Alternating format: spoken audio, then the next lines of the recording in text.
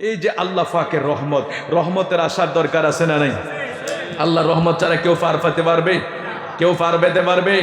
আমার প্রিয় আকা মাহবুবে খোদা সাল্লাল্লাহু আলাইহি ওয়াসাল্লাম আল্লাহ পাকের অসীম দয়ার ব্যাপারে একটা বর্ণনা করে দেয়। নবীজি ফরমান, রে উম্মত শোনো, জিবরিল আমিন আমাকে একটা ঘটনা শোনাইলেন।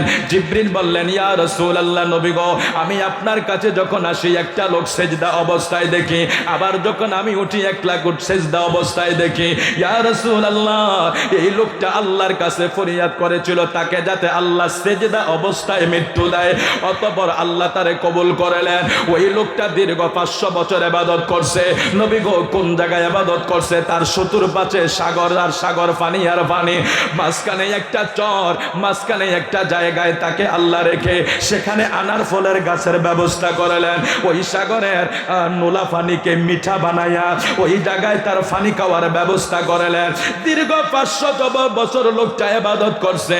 হাসরের ময়দান যেদিন কায়েম হবে, বিচার দিবসে, ওই লোক আল্লাহর জান্নাতে যাওয়ার জন্য যখন রেডি হবে, তখন সে আল্লাহকে বলবে, আল্লাহ, আমি যেই 500 বছর ইবাদত করলাম, এই 500 বছর বন্দিগির বিনিময়ে আমাকে জান্নাত দিয়ে দাও।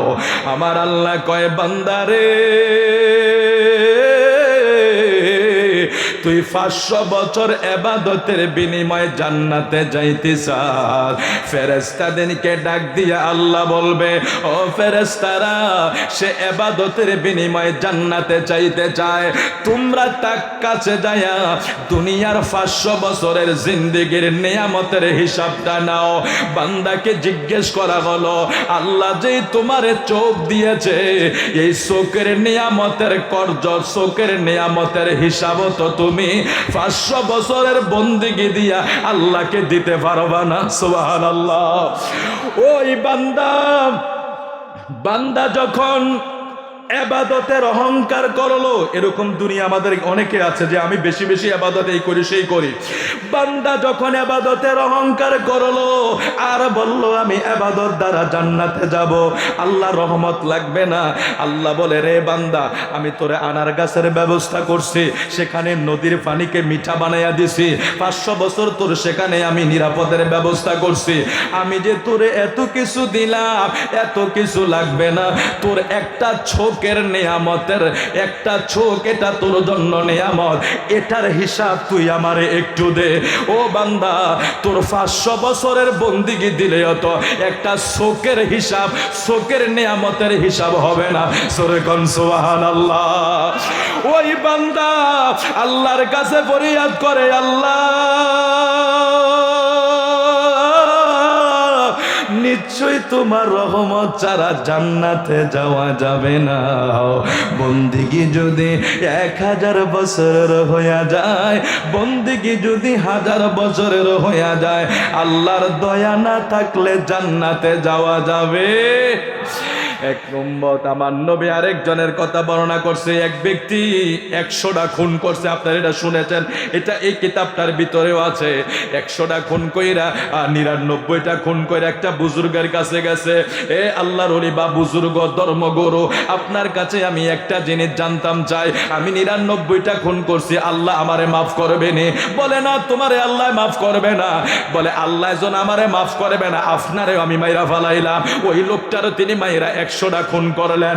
খুন করার পরে তিনি এবার আরেকজন ধর্মগুরুর কাছে গেলেন, যাইয়া বললেন, আমি আপনার কাছে জানতাম চাই, 100টা খুনি আমি কি আল্লাহর কাছে মাফ পাবো নে? বলে, তোমার তো মাফ পাওয়ার কথা না, তবে আমি তোমার কাছে 2টা গ্রামের কথা বলি। একটা গ্রামের লোক সবাই আল্লাহর ওলি, ওই জায়গায় যারা যায় তাদেরকে আল্লাহ ওলি বানায়া দেয়। আর একটা গ্রামের লোক হইল ব্যভিচারী, কাফের বা বেঈমান। ওই 2টা গ্রাম আছে, তুমি যদি ওই আল্লাহর ওলিদের গ্রামে যাইয়া ফুসতে পারো, ফুসলেই তোমাকে হয়তো আল্লাহ মাফ করতে পারে। ব্যক্তিটায় রওনা হইছে, ওই আল্লাহর ওলির গ্রামে যাওয়ার আগে আগে তার মরণ হয়ে গেছে। সূরা কোন সুবহানাল্লাহ।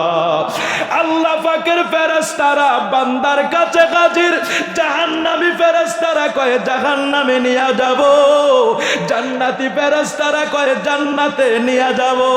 দুই দল ফেরেশতার ভিতরে যখন টানাটানি শুরু হয়ে গেছে, আমার আল্লাহ কয় রে আমার ফেরেশতারা শোনো, আমার এই বান্দা যেই ভালো গ্রামের দিকে রওনা হয়েছিল, একটা হইল বেঈমান ব্যভিচারের এলাকা, আর একটা হইল ইমানদারের এলাকা। আমার বান্দা রওনা হওয়ার পরে যদি ইমানদারের এলাকায় এক বিগত বেশি যায়া থাকে, এই উসিলায় আমি আল্লাহ তাকে মাফ করে দেব। এটা আল্লাহ পাকের দয়া। সুবহানাল্লাহ বলবেন না? এটা আল্লাহ পাকের দয়া। আল্লাহ কয় ফেরেশতারা রে, ওই বান্দা 100টা খুন কইরা ক্ষমার জন্য গরে, এই জন্য আল্লাহ বলেছে লা তাকনাতু মির রাহমাতিল্লাহ। যত গুনাহ করছো, অন্যায় করছো, আমি আল্লাহ রহমত থেকে নিরাশ হইও না, আমি আল্লাহ রহমত থেকে দূরে যাইও না। ওই বান্দা, এখন বান্দার হিসাব হবে, বান্দা কি ইমানদারের এলাকার দিকে বেশি গেছে না এখনো কাফেরদের এলাকার ভিতরে বেশি আছে। আল্লাহ এখানে একটা সুযোগ খুঁজতেছে, যেহেতু আল্লাহ বলছে ইয়া আইয়ুহাল্লাযিনা আমানুত্তাকুল্লাহ ওয়াবতাগু ইলাইহিল ওয়াসিলা।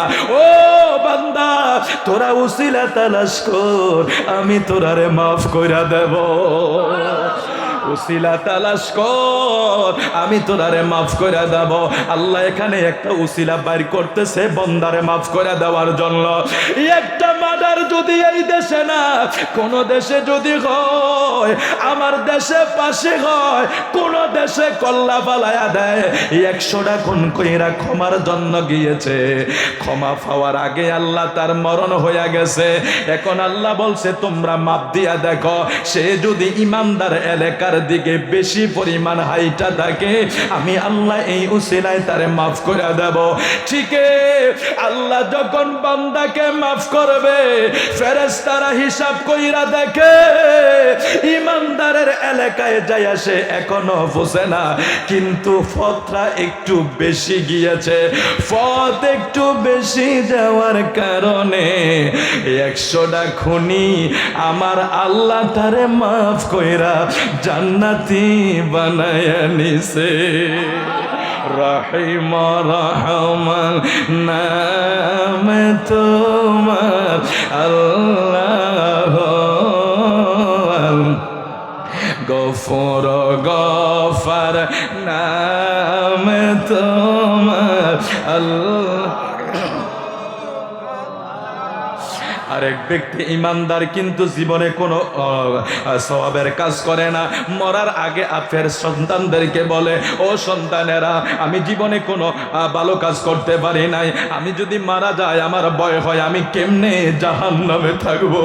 সন্তানেরা রে, আমি মারা যাওয়ার পরে আমার দেহটা কবরে রাখিস না, আমি কবরের আযাব সইতে পারবো না, আমি কবরে থাকতে পারবো না।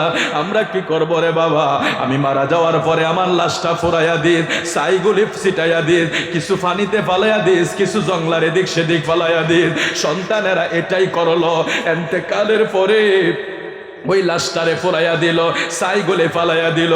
আমার আল্লাহ কয় রে বান্দা, আমি আল্লাহর ভয়ে তুই যদি এতটুকু কাজ করতে পারছ, আমি কি তোরে ক্ষমা না কইরা পারি? ছাইগুলির একসাথ কইরা এগুলির আল্লাহ জিজ্ঞাসা করে ওই বান্দারে তুই কেন এটা করলি? ওই গুনাহগার বান্দা আল্লাহকে ডাক দেয়, আল্লাহ জীবনের গুনার দিকে তাকাইয়া বড় ভয় লাগছিল, কবরের আযাব সইতে পারবো না, কবরে যায়া থাকতে পারবো না। তুমি আল্লাহর ভয়ে আমি বলছি আমারে ফুরাইয়া ছাই কইরা দিস, আমি কবরে থাকতে পারবো না। আল্লাহ কয় বান্দা,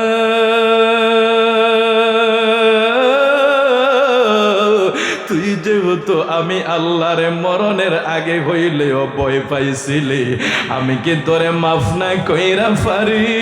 তোর জিন্দিগির গুনাহগুলি আমি মাফ কইরা তোরে জান্নাতে বানায়া দিলাম। আল্লাহ এই জন্য বলে, ইয়া আইয়ুহাল্লাযীনা আমানুত্তাকুল্লাহা ওয়াবতাগু ইলাইহিল ওয়াসিলা, বান্দারে ওসিলা তালাশ কর, আমি তোরারে মাফ কইরা দেব। আজকে এই জায়গায় কে আছেন একটা ওসিলা করবেন? জীবনভর গুনাহ হয়েছে, জীবনভর পাপ হয়েছে, হুজুর আজকে মাহফিলে বসে আমরা একটা উসিলা করব, আল্লাহ যাতে এই উসিলায় আমরারে মাফ কইরা দেয়। কোন উসিলায় কখন মাফ হইয়া যায় আমরা বলতে পারবো নি? ওই কথা বলেন, বলতে পারবো? কোন কারণে, কোন ভালো কাজের কারণে আমাদের মাফ হইয়া যায় বলতে পারবো না? না, কেউই বলতে পারবো না। আল্লাহ এই আল্লাহর কাছে একটা ওসিলা করি, আজকে জান্নাতের বাগানে বসে এই আপনাদের এই মাহফিলটা আপনারা মাশাআল্লাহ অনেক সুন্দরভাবে করেন।